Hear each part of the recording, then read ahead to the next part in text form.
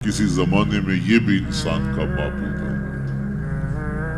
پتھروں کو اس نے معبود سمجھا، بہائم کو، چوپایوں کو، لٹکتے پھلوں کو، برستی بارش کے قطروں کو معبود سمجھتا رہا، بادل کو معبود سمجھتا رہا، تنکوں کو، حشرات الارض کو، بہتے پانیوں کو، جلتی آگ کو اور چلتی ہواؤں کو اپنا معبود سمجھتا رہا۔ اسے یہ نہیں پتا کہ میں ہوں کون۔ اے تماشا گاہ عالم روئے تو کجا بہرے تماشا می روی۔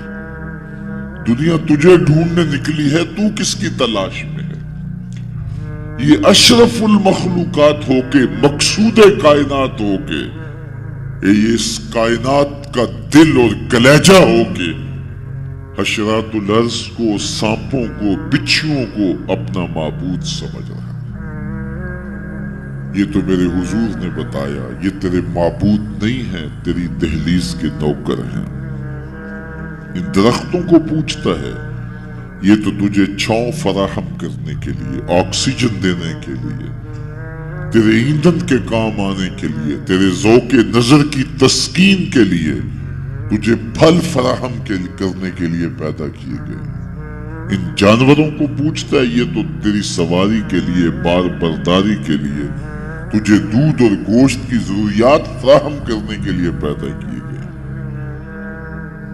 یہ چاند، سورج، ستارے، اجرام فلکیہ، یہ تیرے معبود کیسے ہو سکتے ہیں؟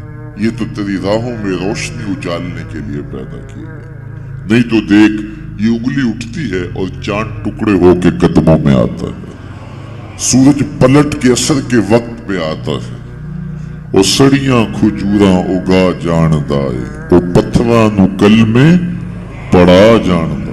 قطرے کو سمندر، ذرے کو ستارہ کرتے ہیں، کونین کو خم آ جاتا ہے جب زلف سوارا کرتے۔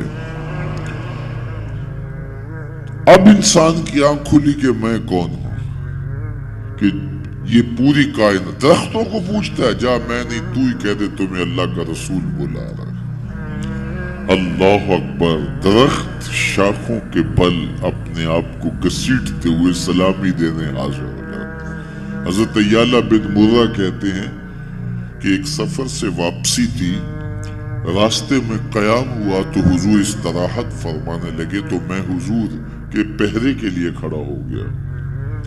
دور صحرا میں ایک درخت تھا، وہ ہلنے لگا، پھر جڑوں سمیت اکھڑا اور شاخوں کے بل اپنے آپ کو گھسیٹتا ہوا میرے برابر آ کے کھڑا نہیں ہو جاتا۔ میرے لیے بڑی حیرت کی بات تھی، لیکن کوئی تھا نہیں کہ جس سے بات کروں۔ خیر تھوڑی دیر کے بعد وہ اپنی جگہ سے چلا اور جہاں سے اکھڑا تھا وہیں جا کے نصب ہو گیا۔ حضور بیدار ہوئے تو سلام عرض کرنے کے بعد میں نے پہلی بات یہی عرض کی، میں نے کہا حضور وہ سامنے والا جو درخت ہے تھوڑی دیر قبل اپنی جگہ سے اکھڑا تھا، شاخوں کے بل اپنے آپ کو گھسیٹتا ہوا یہاں آیا، رکا، جھومتا رہا، پھر واپس چلا گیا۔ حضور نے حیرت کا اظہار نہیں کیا، میں تو سویا تھا، تفصیل سناؤ، کوئی آندھی آئی، کوئی جھکڑ آیا، کوئی طوفان آیا، کیسے اکھڑا؟ حضور مسکرا دیے اور فرمایا ھذہ شجرۃ استاذنت ربھا، فرمایا یہ درخت ہے، اس نے رب سے اجازت مانگی تھی، مالک تیرا محبوب نیڑے آیا ہے، سلام نہ کر رہا ہوں، فآذن لہا، تو رب نے اس کو اجازت دے دی تھی، یہ مجھے سلامی پیش کرنے آیا تھا۔ تو پوری کائنات تو ان کے حسن کا طواف کرتی دکھائی دیتی ہے۔ وہ انگلی اٹھاتے ہیں، چاند کے ٹکڑے ہوتے ہیں، سورج پلٹ کے اثر کے وقت پہ آتا ہے، درخت کلمہ پڑھ رہے ہیں، کنکر بول کے گواہیاں دے رہے ہیں۔ اب انسان کی آنکھ کھلی کہ میں جن کو معبود سمجھتا تھا یہ تو ہمارے گرد طواف کر رہے ہیں۔ اب اس کی آنکھ کھلی، اب شعور سنبھلا اور اب وہ سمجھنے لگا کہ میں کون ہوں، اپنی حیثیت سے اب آگاہ ہوا۔ اللہ اکبر۔ بے خبر تو جوہر آئینہ ایام ہے، تو زمانے میں خدا کا آخری پیغام ہے۔ اسے